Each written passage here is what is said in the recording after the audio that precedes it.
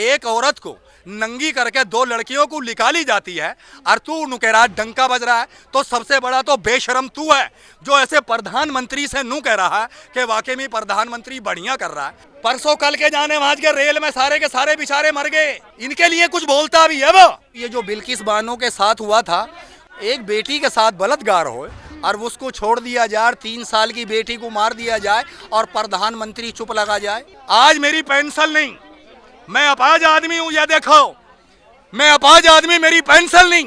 अकेला आदमी हूँ, कहीं भी भीख मांग के खा सकता हूँ, कहीं भी पेट भर सकता हूँ, लेकिन रोना इस बात का है कि मेरा देश बर्बाद हो रहा है। नमस्कार, मैं ब्यूटी गिरी और आप देख रहे हैं नेशनल दस्तक। 18वीं लोकसभा के चुनाव हुए, उसके नतीजे आए, उसके बाद एनडीए की सरकार बनी और प्रधानमंत्री नरेंद्र मोदी बने फिर से तीसरी बार। क्या कहेंगे सर, एक बार फिर नरेंद्र मोदी प्रधानमंत्री बने आपके? देखो, प्रधानमंत्री बनो चाहे ये 10 बार, चाहे बने 20 बार, लेकिन जब तक देश का विकास नहीं होगा बेटी, तो वो प्रधानमंत्री हम नहीं मानते उसको। हम क्या, पूरा देश नहीं मानता। विकास मैन कहे तो जाते हैं, विकास कोई विकास नहीं। देखो, अभी आपने देखा होगा इस देश में एक भाषा है, शायद प्रधानमंत्री समझेंगे इस बात को, उस भाषा का नाम है मसेत। क्या नाम है? मसेत भाषा है, मसेत। मसेत और काजा, इसको आप नहीं समझेंगे। शायद वो फकीर हैं तो हम भी फकीर हैं, तो फकीर की भाषा फकीर ही समझ सकता है, क्योंकि वो फकीर है। एक एक दिन में कितने कितने करोड़ के कपड़े बदलते हैं, वो कैसे फकीर हैं और हम कैसे फकीर हैं कि एक ही सूट में 4 दिन निकाल लेते हैं। वो काजा हैं, हम मसेत हैं। लेकिन फकीर होते हैं 2 तरह के, एक होता है टुकड़ गधा और एक होता है दर गधा। हिंदुस्तान में और कोई फकीर ही नहीं। टुकड़ गधा वो फकीर होता है जो घर से टुकड़ा मांग के खाता है कि दे दो भगवान अल्लाह के नाम पे। दर गधा फकीर वो होता है जो अपनी गद्दी पे बैठा रहता है, अपनी गद्दी नहीं छोड़ता। लेकिन ये तो ये भी नहीं बता रहा, और कोई मीडिया वाला जाके इनसे ये सवाल नहीं पूछ रहा कि भाई आपने ये कहा था कि हम फकीर हैं। किसी ने, ये मीडिया वाले ने इस हिंदुस्तान में उनसे ये सवाल पूछा कि आप कौन से फकीर हैं भाई, कौन सी गद्दी से निकले हुए हैं? प्रधानमंत्री भी है, तो आप चाहते हैं कि भारत का प्रधानमंत्री ऐसे फटे कपड़ों में दिखे? अच्छा, एक बात बताओ, अपने मुंह से तो वो खुद कहता था कि भाई पहले चाय बेचता था और उसके बाद में फिर मैंने इतनी साल तक भीख मांगी। तो ये बताओ, वो फटे कपड़े में भीख मांगता था कि करोड़ों पैर के मांगता था? बताओ। अब वो प्रधानमंत्री है। अब तो प्रधानमंत्री हो चाहे खाक मंत्री हो, मगर उस जमाने की बात वो रो रहा है और वो कह रहा है कि भाई उस जमाने में मैं भीख मांगता था। तो उस जमाने में तो ऐसे ही होगा, फटे कपड़े में ही, चाय भी ऐसे ही बेचता होगा। उससे ये सवाल कभी पूछा कि कौन से स्टेशन पे चाय बेची? तेरे भी नाम याद होगा बेटी, बताइयो। हाँ, है कहीं चाय? चाय कहाँ बेची उसने? कौन सी स्टेशन है? कौन सी स्टेशन है वो? उसका स्टेशन का आज तक पता ही नहीं चला कौन सी स्टेशन है वो। दूसरा सवाल कौन सा है कि भाई हम तो फकीर है, हम झोला उठा के चल देंगे। जब झोला उठा के चल देंगे तो ऐसी आफत के आगे जो झोला उठा के चल देगा तू तो बैठ अपने, तू तो अरमान से बैठ अपने, खा पी मौज ले। ये दुनिया जो रो रही है बेचारी, किसान रो रहे, ये बेचारे इनके पेपर लीक हो रहे बेटे, कई हजार, ये रो रहे। तू प्रधानमंत्री या वहाँ भाषण में जाके और ये कह दे कि भाई मैं सबका देखभाल करूँगा, सबकी बात रखूँगा, तो देखो बेटे वो बात तो बिल्कुल सही है, वो सबको अच्छी लगेगी। अब ये बात अच्छी नहीं लगती कि वो फेंक देना, जुमला वो फेंकना और फिर निकल जाना। देखिए, उनके लिए एक शब्द कहे जाते हैं, विकास पुरुष के नाम से जाने जाते हैं नरेंद्र मोदी। विकास पुरुष। अब आप ये बताओ, जब इतना बड़ा विकास कर रहे हैं तो सच्ची बात बताना, ये जो लड़की है जिसका नाम है बिल्किस बानो, हिंदू या मुसलमान? 2 मजहब है, हिंदू और मुसलमान। किसी ने ये कहा है कि मजहब जुदा जुदा है, सिला सबका एक है। मजहब जुदा जुदा है, सिला सबका एक है। हिंदू है या मुसलमान, मगर मालिक सबका एक है। तो अगर इस चीज़ को हम देखते हैं नज़रिए से, तो ये बताओ, ये जो बिल्किस बानो के साथ हुआ था, कांग्रेस के राज में पकड़े गए, मोदी की राज में मोदी ने छोड़े गए, ये विकास की बात है? तुम ही बताओ। एक बेटी के साथ बलात्कार हो और उसको छोड़ दिया जाए, 3 साल की बेटी को मार दिया जाए और प्रधानमंत्री चुप लगा जाए। दूसरा हाथरस कांड। कार्रवाई कह रहे हैं कि मणिपुर के में जांच होगी, अच्छे से कार्रवाई होगी। मणिपुर कब से जल रहा है? आज मणिपुर को 8 महीने से ज्यादा हो गए, साल से भी ज्यादा हो गई, जब से विकास ही नहीं कर रहा, जब से वहाँ जाने का उसे ऑर्डर ही नहीं मिल रहा। इंग्लैंड में चला जाएगा, ऑस्ट्रेलिया में चला जाएगा, वहाँ पाकिस्तान चला जाएगा, वहाँ रूस चला जाएगा, लेकिन मणिपुर तो अपनी इंडिया का है। तो यहाँ जाने से उसके क्या पैरों में कुछ हो जाती है गड़बड़? उसके मुंह से क्या 2 शब्द नहीं निकल सकते कि खबरदार भाई, अगर मणिपुर की अगर धी बेटियों को या किसी को अगर परेशान करा तो समझ लो कार्रवाई तकड़ी हो जाएगी। अगर ऐसा अगर वो कह दे तो मणिपुर में शांति आ जाए, मगर वो बोलता क्यों नहीं? क्या ऐसी मजबूरी है उसकी जो नहीं बोलता? तो ये जनता जो है ना, ये तो सवाल उठाएगी, ये तो पूछेगी सवाल। मैं आज करोड़ों जनता से पूछना चाहता हूँ कि नू कह रहे हैं कि डंका बज रहा है, डंका बज रहा है, वो उनको शर्म ये नहीं आती कि तेरे देश के अंदर एक औरत को नंगी करके 2 लड़कियों को निकाली जाती है और तू नू कह रहा है डंका बज रहा है? तो सबसे बड़ा तो बेशरम तू है जो ऐसे प्रधानमंत्री से नू कह रहा है कि वाकई में प्रधानमंत्री बढ़िया कर रहा है। अपनी सब जगह जाए और सब जगह बात रखे, सब जगह कहे इधर भी और उधर भी। अगर जाएगा बात रखेगा हम तेरे साथ हैं, अगर बात नहीं रखेगा प्रधानमंत्री हम विरोध करेंगे और करते रहेंगे। आप इतने नाराज क्यों हैं प्रधानमंत्री से, जिन्होंने अपना घर बार छोड़ दिया, देश की जनता के लिए रोते रहे हैं कि कोई गलती ना हो जाए, हमसे सेवा में किसी प्रकार की गलती ना हो जाए? देश के प्रधानमंत्री ने अपना घर छोड़ दिया। अब ये बताओ तुम, देश के प्रधानमंत्री ने घर छोड़ दिया तो छोड़ दिया, किसके लिए छोड़ा? देश के लिए। किसके लिए? देश के लिए। फिर ये देश में ये जो रो रहे हैं, ये क्यों रो रहे हैं? ये देश में 3 साल तक किसान एक भी बार किसानों में नहीं आया, क्यों मुंह छुपाया? वो तो नू कहता मैं अकेला सब पे भारी।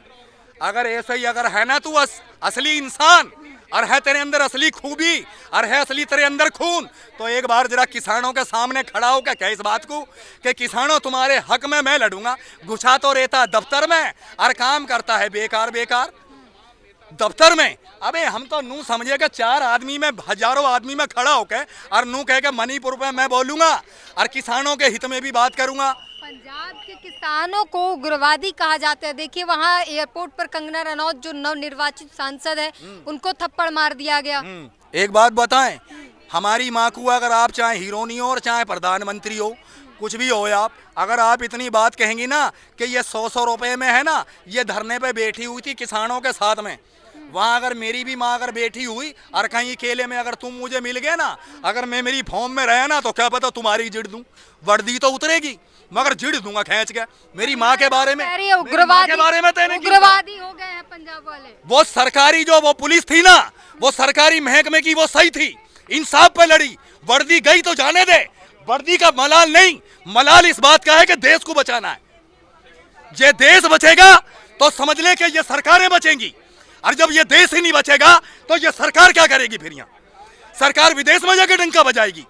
जब तेरे भारत के ही लोग नहीं रहेगा, ये सारे तेरे भारत के लोग परेशान हो जाएंगे, तो फिर क्या मिलेगा? कुछ नहीं मिल सकता। समझ रहे हो मेरी बात को? बस तो बेटी यही वाली बात है, इस देश को बचाना है, क्योंकि ये संविधान कसम खाई थी ना, संसद में कसम खाई थी, 3री बार प्रधानमंत्री बने थे, मत्थे से लगा के कसम खाई थी कि संविधान का साथ दूंगा। आज से 5 साल पहले क्या हुआ? बहनों हिंदू और मुसलमान, जय श्री राम, जय बजरंग बली। कितने तो मंदिर तोड़वा दी, कितने मस्जिद तोड़वा दी, कितने इनको कोरोना काल में इसने चला चला के पैदल मार दिया। किसी को बस दी? 42 जवान मर गए, शहीद हो गए वहां मिलिट्री के। वहां कभी गया? वहां जाके ये पूछा कि भाई तुम्हारे घर में क्या हो रहा है? 3 और मर गए। परसों कल के जाने वहां के रेल में सारे के सारे बेचारे मर गए। इनके लिए कुछ बोलता भी है वो? हम अपाज आदमी बोल रहे हैं, ये टांग वाले, ये हाथ पैर वाले, ये हिंदुस्तान की सारी प्रजा। जब मैं एक अपाज आदमी ऐसे आदमी के खिलाफ बोल सकता हूं या बात कह सकता हूं, तो ये सारी दुनिया भी तो बोले कि भाई सही है ये बात। समझो इस बात को। आज मेरी पेंशन नहीं, मैं अपाज आदमी हूं, ये देखो मैं अपाज आदमी, मेरी पेंशन नहीं है। हिंदुस्तान में ऐसा माइका लाल कोई जो मैं इतना बोल रहा हूं और फिर भी जनता सुन रही है? कोई माइका लाल कह सकता है कि ले बुजुर्ग आदमी एक तुझे हम रिक्शा दे दें या ले हम तेरी पेंशन बंधवा दें? मुझे क्या गरज पड़ रही है? अकेला आदमी हूं, कहीं भी भीख मांग के खा सकता हूं, कहीं भी पेट भर सकता हूं, लेकिन रोना इस बात का है कि मेरा देश बर्बाद हो रहा है। असली प्रधानमंत्री है राहुल गांधी, असली है ये जो हमारे हैं झाड़ू वाले केजरीवाल, असली है प्रियंका गांधी, जो हिंदुस्तान में कितने किलोमीटर चली है वो। पानी के लिए त्राहिमाम कर रही है दिल्ली की जनता, केजरीवाल सरकार तो फेल हो गई है। हाँ, जभी तो यही तो बात है कि केजरीवाल को बिन मतलब में फंसा दिया और लगा दिया ये कि केजरीवाल होता तो पानी की कमी नहीं होती। अब केजरीवाल अंदर है, अब ये राज पे बैठ गए हैं, बीजेपी वाले इनकी है ना सरकार, अब यहाँ 7 सीट जीत गई, तो अब ये पानी की सुविधा करें क्यों नहीं? अब केजरीवाल से क्या ले रहे हैं ये? केजरीवाल तो उनसे कह रहा है जिसका यह है राज कि भाई पानी की छूट करो। केजरीवाल के राज में बस में फ्री, बस फिर लेडीज फ्री थी, हम जैसे भी फ्री थे, पानी भी फ्री, स्कूल बनाई, दफ्तर बनाए, इसे 15-20 दिन हुए हैं, और जब अभी से पानी की कमी हो गई तो आगे तो बहुत कमी होगी।